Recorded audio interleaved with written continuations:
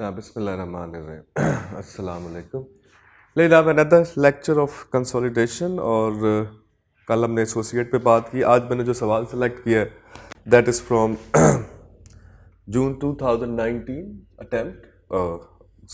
Attempt है ये, that is September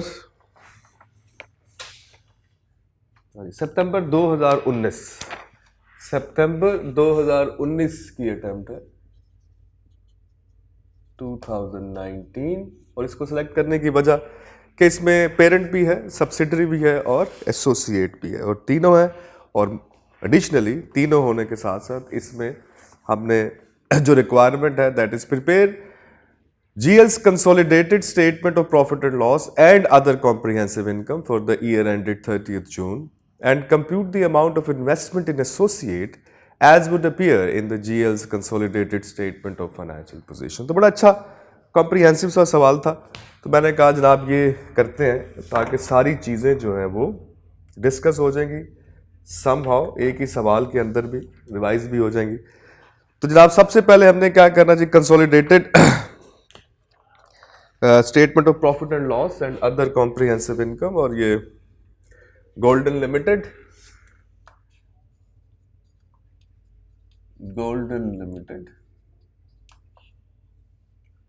statement of profit और loss and other comprehensive income.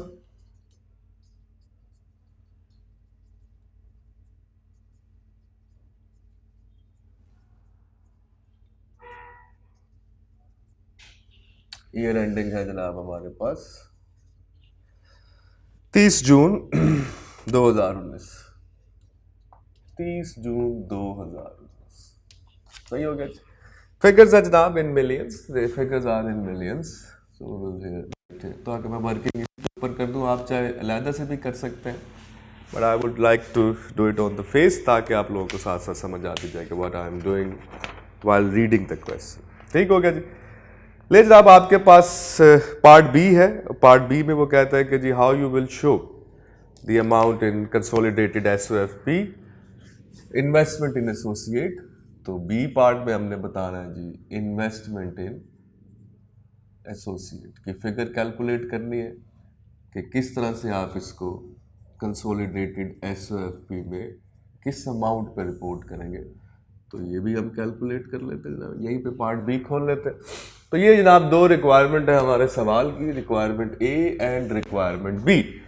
ले जनाब तो सबसे पहले कहते हैं जी सेल्स है पेरेंट की सब्सिडरी की। बस ये देख लें कि जनाब सबसे पहले कि हमने सब्सिडरी की जो इनकम स्टेटमेंट है उसको मंथ पोर्शन करना है कि नहीं करना। हम बना रहे हैं जनाब income statement consolidated for the year ending 30 June 2019। इसका मतलब है ये काउंटिंग ये शुरू होता है जुलाई 2018 को। तो सब्सिडरी को अगर आप एडजस्टमेंट एडिशनल इंफॉर्मेशन की सबसे पहले इन्वेस्ट में आए तो उसमें आपको बताता है कि जनाब सब्सिडरी आपने एक्वायर की है 1 जुलाई 2018 को। ठीक 70% है इसके अंदर। SL है इन्वेस्टिंग, ये आपने बाय की थी 1 जुलाई 2018। इसका मतलब है एग्जैक्ट पूरा साल है। हमें सब्सिडरी की प्रॉफिट एंड लॉस को मंथ पोर्शन करने की जरूरत नहीं है। It's not a case of mid year acquisition. तो इसका मतलब है सब्सिडरी की जितनी भी टोटल फिगर्स हैं हम उसको लाइन बाय लाइन आइटम जो है वो ऐड करते जाएंगे, मंथ फ्रैक्शन करने की जरूरत हमें नहीं है। और एसोसिएट जो है ये आपने एक्वायर किया था 1 जनवरी 2017 में, और today we are standing at 30 June 2019। तो 17 पूरा गुजरा, 18 भी पूरा गुजर गया वो 2.5 साल हो चुके हैं। तो ये भी पुरानी एक्विजिशन है, लेकिन इसकी लाइन आइटम्स हम ऐड नहीं करते, तो इसके लिए हमें कोई टेंशन नहीं है। तो हम सिंपली जब अपना फॉर्मेट बना रहे हैं जैसे कि यहाँ पे गिवन है क्वेश्चन के अंदर, आप सिंपली सेल आइटम सेल्स जो है उसको आप कर सकते हैं जनाब line by line item, sales, cost of sale, operating expenses, other income, finance cost. इसके बाद रीवैल्यूएशन है तो वो अदर कॉम्प्रिहेंसिव इनकम बन जाता है। ठीक हो गया जी। तो ले जनाब इसके बाद हम लिख लेते हैं जनाब 1 बाय 1। नंबर 1 है हमारे पास सेल्स। तो यहाँ पे लिख लें जी सेल्स। तो सबसे पहले लिख लें पेरेंट की सेल, ये है जी 2500, प्लस कर लें इसके अंदर सब्सिडरी की सेल 2050। लाइन आइटम ऐड करते गए, कॉस्ट ऑफ सेल प्लस कर लें जनाब 1550 प्लस, ये अच्छी बात है जी, हमें मंथ पोर्शन नहीं करना पड़ा, मेहरबानी है उसकी। देन ग्रॉस प्रॉफिट आ गया। फिर है जी हमारे पास operating expenses, just write operating expenses, and that is 810 plus 520। फिर है जी अदर इनकम्स, अदर इनकम्स है हमारे पास 350 प्लस 180। इसके बाद जी फाइनेंस कॉस्ट, और फाइनेंस कॉस्ट कितनी है जनाब 90 जमा 60। ठीक हो गया जी। सब एसोसिएट की कोई लाइन आइटम हम ऐड नहीं कर रहे, जैसे कि हमने कल डिस्कस किया। सो आ गया हमारे पास ऑपरेटिंग प्रॉफिट।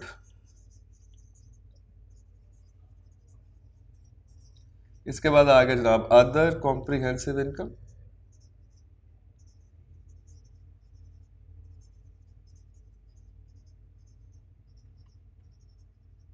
नहीं जी, अदर कॉम्प्रिहेंसिव इनकम में क्या है जी, रीवैल्यूएशन है, रीवैल्यूएशन गेन है। एक दो लाइन छोड़ दें, जहाँ लिख दें टोटल कॉम्प्रिहेंसिव इनकम।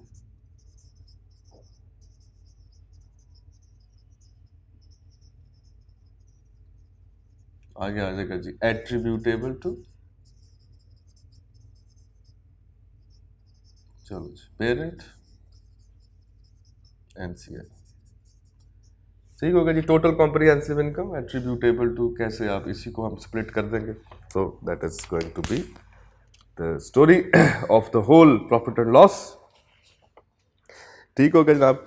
वैसे तो प्रॉफिट एट्रीब्यूटेबल यहाँ पे हम बना लेंगे, बल्कि वहाँ पे टोटल कॉम्प्रिहेंसिव इनकम निकाल लेंगे, फिर उसके बाद जनाब हम इसकी स्प्लिटिंग जो है वो लहदा से यहाँ पे कर लेंगे।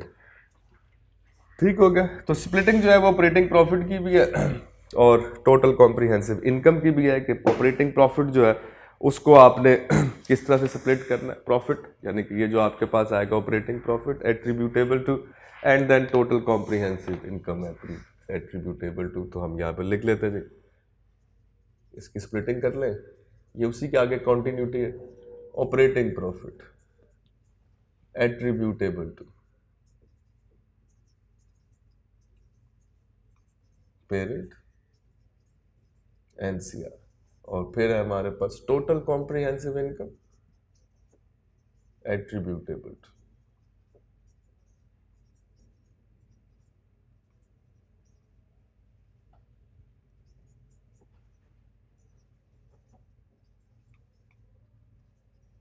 पेरेंट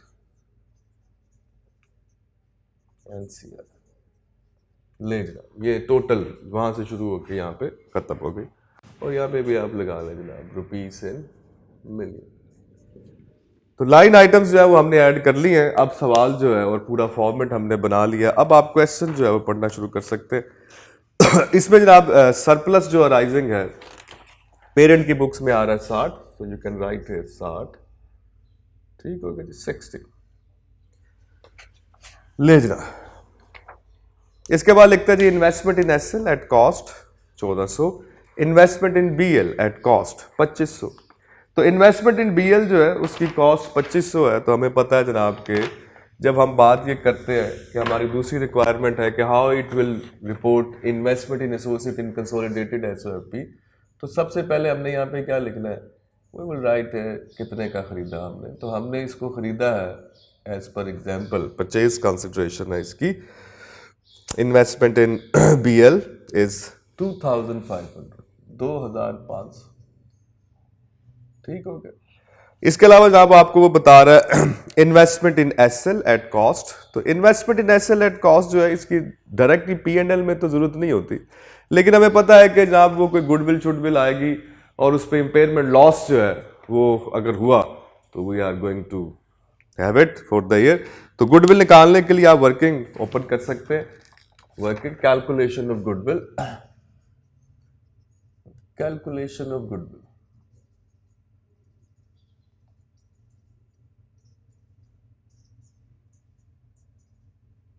तो उसमें जनाब हमारे पास है, सबसे पहली इंफॉर्मेशन ये दे रहा है, investment in SL it is 1400, कहता जी ये 1400 रुपए की। तो परचेज कंसिडरेशन जो है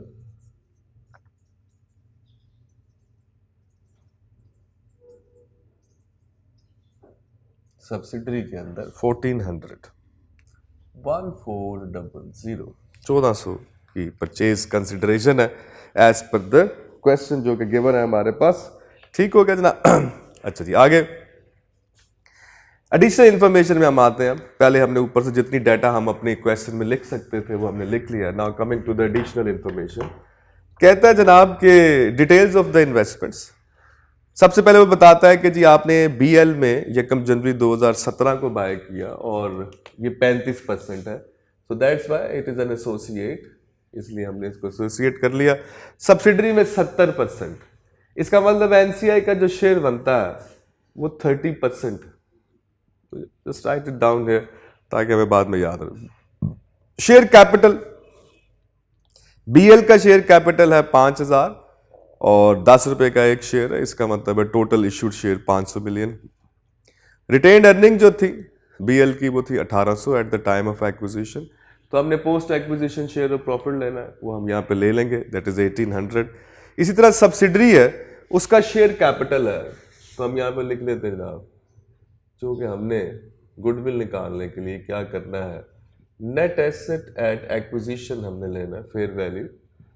तो इसमें सबसे पहले आ गया हमारे पास share capital, just write it down है, द शेयर कैपिटल कितना आ गया जनाब, हम कहते जी हमें बता रहा जी 6000 इज द शेयर कैपिटल। और कहते जब आपने इसको एक्वायर किया तो इसकी रिटेन अर्निंग्स थी 3000। तो ये दोनों बातें यहाँ पे लिख लें, because you can use it, you will use it in the goodwill. कहता जी cost of investment in SL number 2। Now the starting information लिख लिया आपने।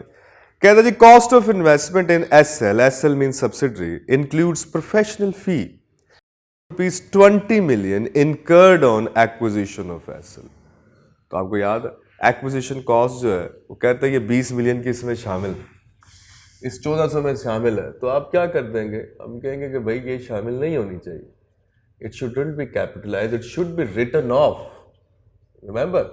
तो cost of investment is going to be credit, और जनाब आप इसको प्रॉफिट एंड लॉस को डेबिट कर दें इसी साल का, यानी कि पी एंड एल डेबिट। तो पी एंड एल चूंकि हम बना रहे हैं तो हम इसको क्या करते हैं, ऑपरेटिंग कॉस्ट जो है उसके अंदर इसको शामिल कर देते हैं, plus 20। Operating expense debit, cost of investment credit, तो हमने इसको राइट ऑफ कर दिया 20 मिलियन। दैट्स इट, बड़ी सादा सी एडजस्टमेंट। मतलब आप देखें अगर आप प्लेटफॉर्म पूरा अपने पास पेजेस पे ले आए तो जस्ट हैव टू राइट, इधर लिखना और उधर लिखना, cost of investment credit, operating expense debit. आगे चलते हैं जनाब। The following consideration relating to acquisition of SL shares are still unrecorded. कहते हैं जी ये कुछ थी चीजें ये अभी तक इन्होंने रिकॉर्ड नहीं की। क्या है जी, issuance of 175 million shares of GL, parent ने शेयर कंसिडरेशन भी दी। इसका मतलब परचेज कंसिडरेशन में ये तो कैश थी, लेकिन शेयर एक्सचेंज इन्होंने अभी तक इंक्लूड नहीं की। तो सो वी विल राइट है शेयर एक्सचेंज। शेयर एक्सचेंज कितने का, कहता जी 175 मिलियन शेयर, 175, ठीक हो गया, पेरेंट के। और पेरेंट के शेयर की प्राइस है कितनी, कहते on the date of investment the market price of shares of the GL is ₹20। तो 175 को 20 से मल्टीप्लाई करते हैं, 175 इंटू 20। तो जब 175 को हम 20 से मल्टीप्लाई करेंगे तो ये कितना बन जाएगा जनाब, 175 into 20, it is going to be 3500। तो 3500 ये आ गया जनाब, परचेज कंसिडरेशन एक ये भी है, सही हो गया। फिर इसके बाद लिखता है जनाब के कैश पेमेंट भी है ऑफ ₹1000 मिलियन आफ्टर 3 years। इसका मतलब डेफर्ड कंसिडरेशन आ गया, it is going to be deferred consideration. और कितने की है? 1000 मिलियन देना है। कितने साल बाद? 3 साल बाद। इसका मतलब हम इसको किस पे मेजर करेंगे at acquisition? At present value. कितने का डिस्काउंट रेट लेना है? 12% डिवाइडेड बाय 1.12 पावर 3 है जी। इसको 1.12 की पावर 3 से डिवाइड कर दें तो हमारे पास प्रेजेंट वैल्यू आ जाएगा। और if you calculate its present value तो ये आती है जनाब हमारे पास कोई 711.78 711.8 711.8। अब जनाब जब हमने डेफर्ड कंसिडरेशन ले ली तो मैं आपको हमेशा ये कहता होता हूं कि जब आप एक्विजिशन पे डेफर्ड कंसिडरेशन लेंगे तो चूंकि एक्विजिशन के बाद हम 1 साल बाद 2 साल बाद बना रहे होते हैं तो इसकी प्रेजेंट वैल्यू में इंक्रीज आना, इसकी प्रेजेंट वैल्यू में जो इंक्रीज आएगा वो कितना है जनाब? तो हमने कहा जनाब वो आ जाना है कोई कितना? 12%। तो उसकी एंट्री क्या करते हैं हम? Group retained earnings debit to deferred consideration. अब चूंकि हम पी एंड एल बना रहे हैं तो पी एंड एल डेबिट, तो पी एंड एल में कहां डेबिट करें? फाइनेंस कॉस्ट के अंदर। So where is finance cost? Here we are with the finance cost. तो इसमें प्लस कर लें। क्या प्लस कर लें जनाब? तो हम कहते हैं जनाब इसका 12% ले लें। 711.8 का 12% ले लें तो ये इसका इंटरेस्ट है। तो 711.8 का 12% कितना बनता है? तो हम कहते हैं जी 711.8 इंटू 0.12 कितना बन गया जी? 711.8 into 12% into 0.12, so it is 85.416। तो ये बन गया जनाब 85.416। ले अनवाइंडिंग ऑफ डिस्काउंट आ गया, अनवाइंडिंग ऑफ डेफर्ड का वो उधर आपने लिखी, साथ ही इधर आपने उसका इंटरेस्ट एक्सपेंस भी लिख लिया। फाइनेंस कॉस्ट ग्रुप की बढ़ जाएगी फॉर द ईयर, चूंकि 1 साल हो चुका। So it is going to be the interest for the first year. So finance cost debit, deferred consideration credit. Balance sheet हम बना नहीं रहे, नहीं तो हमने बैलेंस शीट में भी इसको अपडेट कर देना था। ले जनाब इसके बाद वो कहता है कि सब्सिडरी के शेयर की प्राइस है 17 रुपये, ठीक, और पेरेंट के शेयर की प्राइस है 20 रुपये। तो वो हमने 20 रुपये कर लिया, पर हमें पता है यहाँ पर हमने ग्रुप को एनसीआई को मेजर करने की जो पॉलिसी है वो है जी fair value. So we will have to have the fair value of NCI. कितनी है जी फेयर वैल्यू ऑफ एनसीआई? तो सब्सिडरी का टोटल शेयर कैपिटल है 6000, 10 उसकी फेस वैल्यू है, तो 6000 डिवाइडेड बाय 10 तो 600 मिलियन का शेयर कैपिटल है, जिसमें से 70% पेरेंट के पास है, तो 30% एनसीआई के पास हुआ, ठीक। और ये आ गया जी सब्सिडरी के पास number of shares multiply with the face value of the subsidiary, market value of the subsidiary share which is ₹17। तो इसको 17 से मल्टीप्लाई करें, so we will get the NCI, fair value of NCI. तो ये जनाब आपके पास, इसको जनाब आप मल्टीप्लाई से कर देंगे, so it is going to be 3060। ये आ जाएगा जनाब 3060। लो जी फेयर वैल्यू ऑफ एनसीआई भी आ गया एट एक्विजिशन। इसके बाद चलते हैं जनाब, नेक्स्ट इंफॉर्मेशन इज नंबर 4। कह रहा जी at the date of acquisition of SL carrying values of it net assets were equal to the fair value. Very good, except the following. An internally developed software by SL, कहते हैं subsidiary ने एक internally software develop किया था जिसकी fair value है 150 million. The cost of ₹120 million incurred by SL on the development of had been expensed out by SL since the software did not meet the criteria for capitalization during development. At acquisition date, the software had a remaining useful life of 5 years. तो fair value adjustment आगे group के लिए तो है, तो हम यहाँ पे लिख देंगे जी fair value adjustment, fair value adjustment software intangible asset आ गया। कितने का आ गया जी? 150 मिलियन का है जी, 150 मिलियन, 150 मिलियन इसमें ऐड कर दे। अब जैसे यहाँ पे आपने 150 मिलियन ऐड किए तो 1 साल हो चुका, इसकी अमोर्टाइजेशन आएगी। So where is going to be the amortization of software? Other operating expenses में आ जाए अमोर्टाइजेशन ऑफ सॉफ्टवेयर। हाँ जी, अमोर्टाइजेशन ऑफ सॉफ्टवेयर कितने की? तो हम कहते हैं जनाब वही 150 divided by 5 which is equal to 30। इसका मतलब है +30। Amortisation of software is going to be 30। ये आप कर देंगे जनाब यहां पर other operative P&L debit software credit 150 का एट एक्विजिशन रिकॉग्नाइज किया और उसके बाद जनाब हम इसको क्या कह रहे हैं भाईजान कि ये 5 सालों पे अमोर्टाइज होगा, तो पर ईयर अमोर्टाइजेशन आगे 30। इसके बाद कहता है contingent liability of ₹90 million as disclose in the financial statement of SL. कहते जी एसएल की कोई कंटिंजेंट लायबिलिटी थी जो कि उसकी बैलेंस शीट में फाइनेंशियल स्टेटमेंट में रिपोर्ट हो रही थी, जिसकी फेयर वैल्यू 60 मिलियन बनती, जिसकी फेयर वैल्यू जो है वो 60 मिलियन। अब डिस्क्लोज थी तो रिकग्नाइज तो नहीं होती। आपको याद है इंडिविजुअल कंपनी फाइनेंशियल स्टेटमेंट में IAS 37 ये कहता है कि अगर लायबिलिटी कंटिंजेंट है तो आपने उसको नोट्स टू दी अकाउंट में रिपोर्ट करना है और उसके बारे में बताना है इसकी कि फाइनेंशियल इंपैक्ट क्या हो सकता है। लेकिन IFRS 3 ये कहता है कि अगर आप सब्सिडरी एक्वायर करें और उसकी बैलेंस शीट में कंटिंजेंट लायबिलिटीज है तो आपने एक्विजिशन के वक्त उसको रिकग्नाइज करना है। तो कंटिंजेंट लायबिलिटी को किस पे करना है? फेयर वैल्यू पे। तो हम इसको रिकग्नाइज कर लेते हैं जी कंटिंजेंट लायबिलिटी, और फेयर वैल्यू है इसकी कितनी? 60। अब चूंकि ये लायबिलिटी है तो it is going to be minus from here 60 minus 60 जो है वो इसमें से माइनस हो जाएगी। ठीक हो गया। अब कहते हैं जी आगे सब्सिक्वेंट टू एक्विजिशन, एक्विजिशन के बाद कहते हैं जी liability has been recognised by SL in its books at ₹40 million. कहते जी इसके बाद सब्सिडरी ने लायबिलिटी जो रिकग्नाइज की वो कितने पे की? वो 40 पे। ठीक, 40 मिलियन पे। तो हमने जनाब इसको 60 पे जो है वो रिकग्नाइज जो है वो किया हुआ है 60 पे। तो उन्होंने कितने पे कर लिया? उसने कहा जी सब्सिडरी ने बाद में इसको रखा, क्योंकि पहले ये कंटिंजेंट लायबिलिटी थी तो सब्सिडरी की बुक्स में तो नहीं आ रही थी, तो सब्सिडरी ने जनाब इसको रिकग्नाइज किया कितने पे?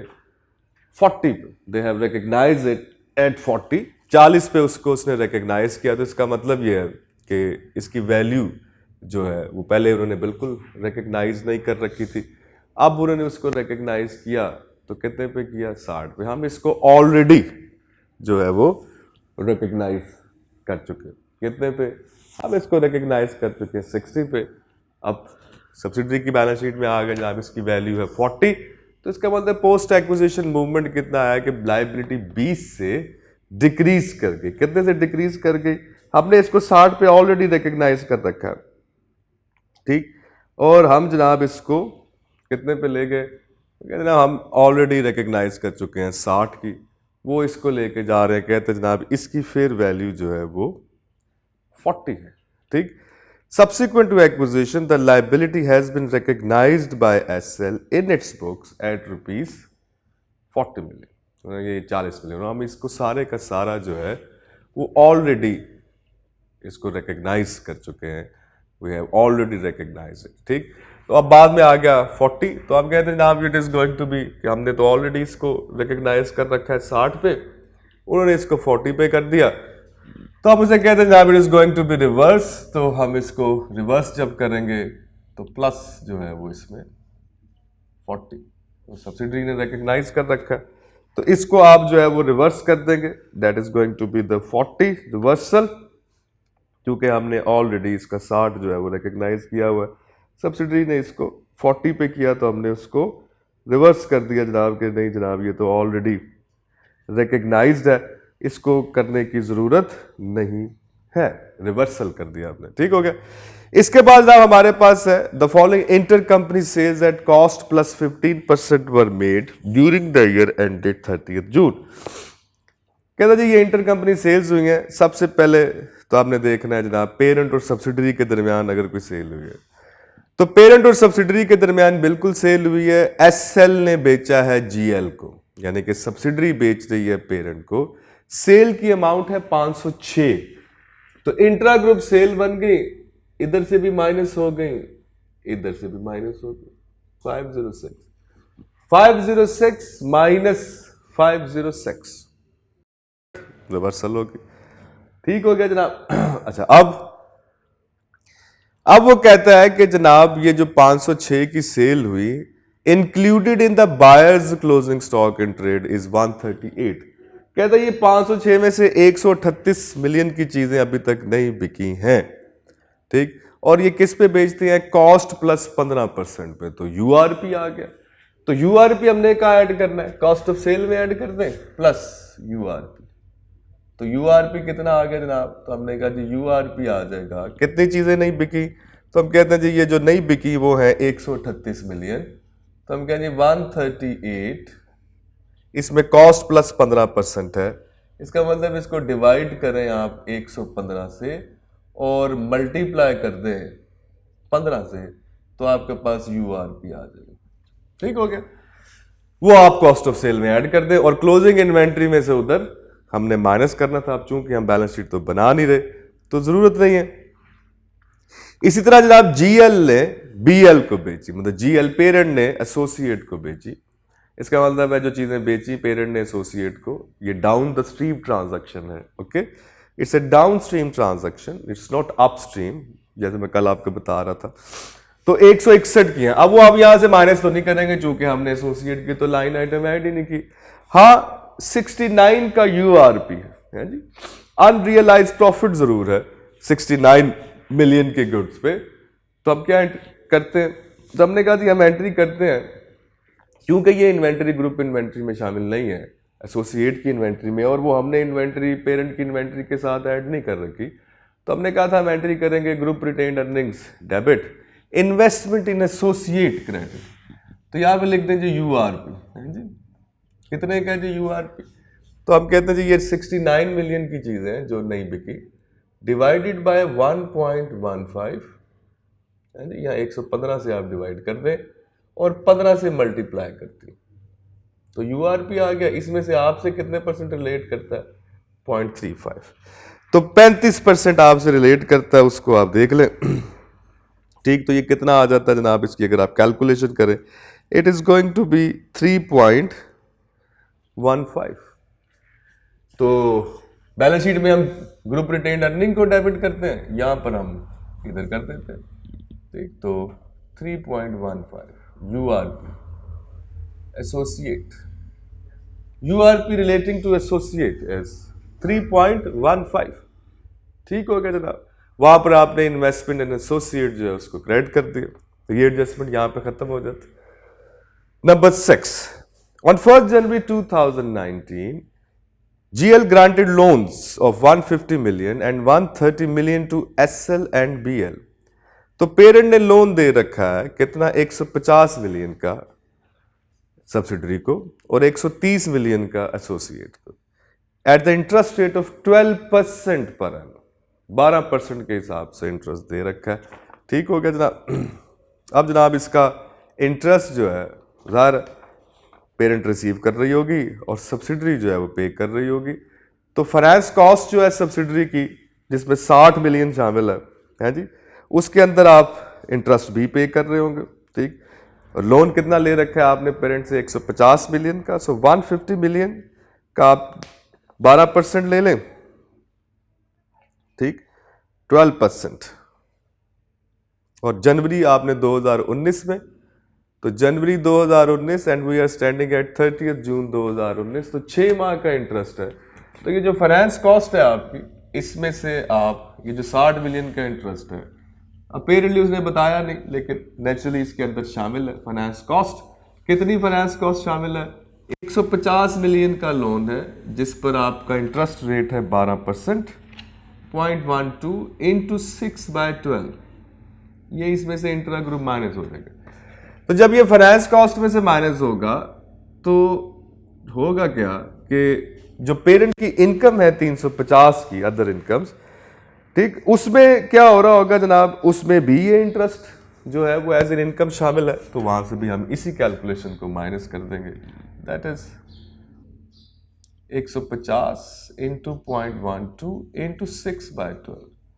तो intra group transaction cancellation the same as we are cancelling this thing. तो इंटरेस्ट सब्सिडरी की बुक्स में आ रही है इंटरेस्ट एक्सपेंस, तो पेरेंट की बुक्स में आ रहा है इंटरेस्ट इनकम, तो ये आपस में क्या हो जाएगा, कैंसिलेशन हो जाएगी. इसके बाद जनाब लास्ट एडजस्टमेंट है, that is the GL and BL follows revaluation model whereas SL follows the cost model for subsequent measurement of property, plant and equipment. If SL had adopted the revaluation model, SL would have recorded revaluation surplus of 35 million. तो ये जनाब revaluation parent की आ गई plus subsidiary की आ गई जनाब, other comprehensive, दोनों की इकट्ठी कर ले. पोस्ट एक्विजिशन में 35 मिलियन, तो 60 जमा 35 सब्सिडरी का भी आ गई. Then that's it. ये जनाब हमारे पास ओवरऑल स्टोरी. अब इसको आप सम अप कर सकते हैं. जैसे आप यहां पर देखें सेल्स कितनी आ गई जनाब, इसको टोटल करते जाए and you will get the figure. Sales आपके पास आएंगी जनाब, हमारे पास आएंगी, अगर मैं यहाँ पे लिखता जाऊं द सेल्स विल बी, इन सबको टोटल करके आएगी 4044. कॉस्ट ऑफ सेल का टोटल आएगा आपके पास इन सबको कैलकुलेट करने के बाद. ये आ जाएगा जनाब कोई 2215.15. ठीक, 2215.15 ले जनाब. इसके बाद आप ऑपरेटिंग एक्सपेंसेस को देखेंगे तो ऑपरेटिंग एक्सपेंसेस जो है ये आपको मिलेंगे जनाब कोई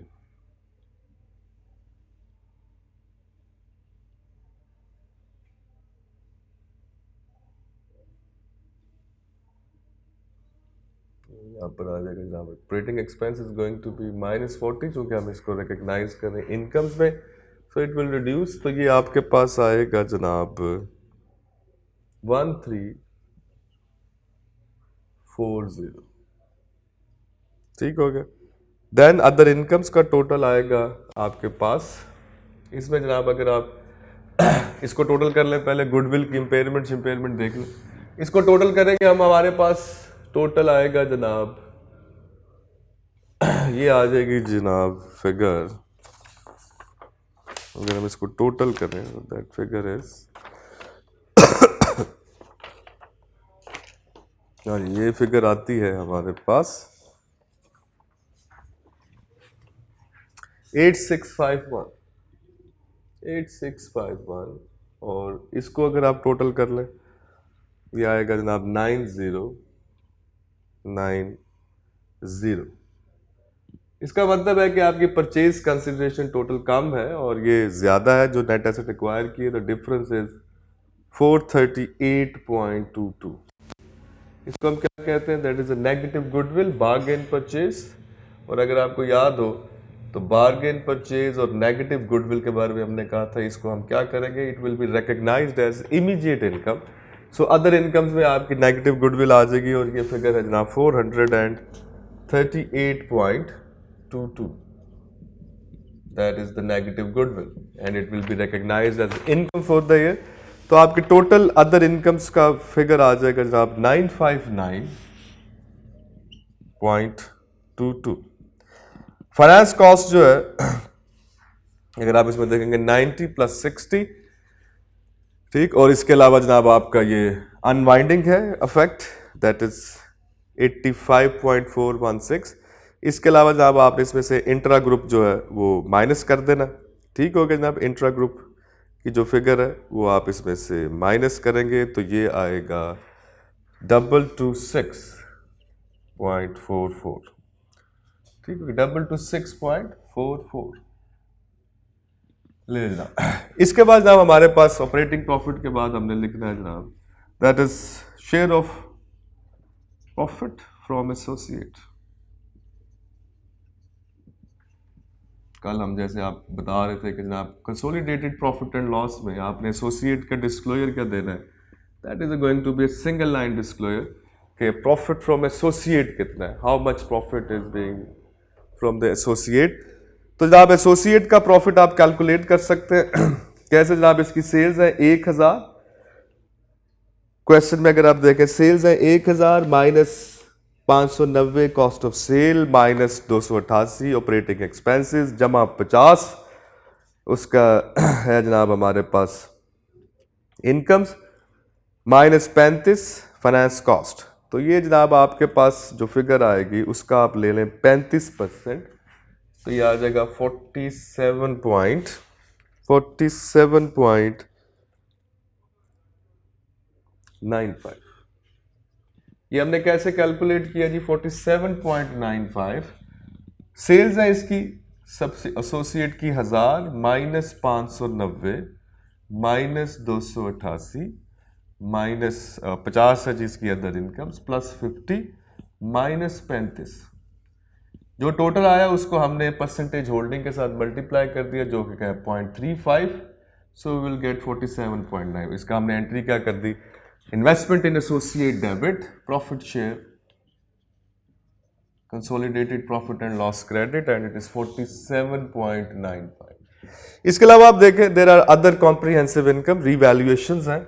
तो एसोसिएट की जो रीवैल्यूएशंस हैं उसको आप ले लें, कितने की है? 20 इंटू 0.35, तो 20 का 35% अगर आप ले लें तो ये बनता है कोई 7। ठीक हो गया जी। तो हमारे पास ये एसोसिएट का प्रॉफिट शेयर आ गया, इसको आप टोटल करेंगे, this is going to be the GP minus this plus incomes minus this plus this. तो आपका ऑपरेटिंग प्रॉफिट ग्रुप का आएगा फॉर द ईयर इज 1371.58 1371.58 ले जनाब। इसके बाद अगर आप total comprehensive income other incomes अगर आप ले लें इसमें तो ये आ जाएगी जनाब 90 और ये आ जाएगा 20 का 35% आ जाएगा 7.5। इन सब को टोटल कर लें तो आपके पास टोटल कॉम्प्रिहेंसिव इनकम आ जाएगी जनाब 1371.58। तो टोटल कॉम्प्रिहेंसिव इनकम 1371.58 ले जनाब। इसको एट्रीब्यूट कैसे करना है ये इंशाल्लाह कल हम इस पे बात करेंगे, अगली क्लास का टाइम हो गया, सर आके बैठ गए। इंशाल्लाह कल जो है इसको यही क्वेश्चन से इसको आगे लेके जाएंगे। थैंक यू जनाब, अल्लाह हाफिज़।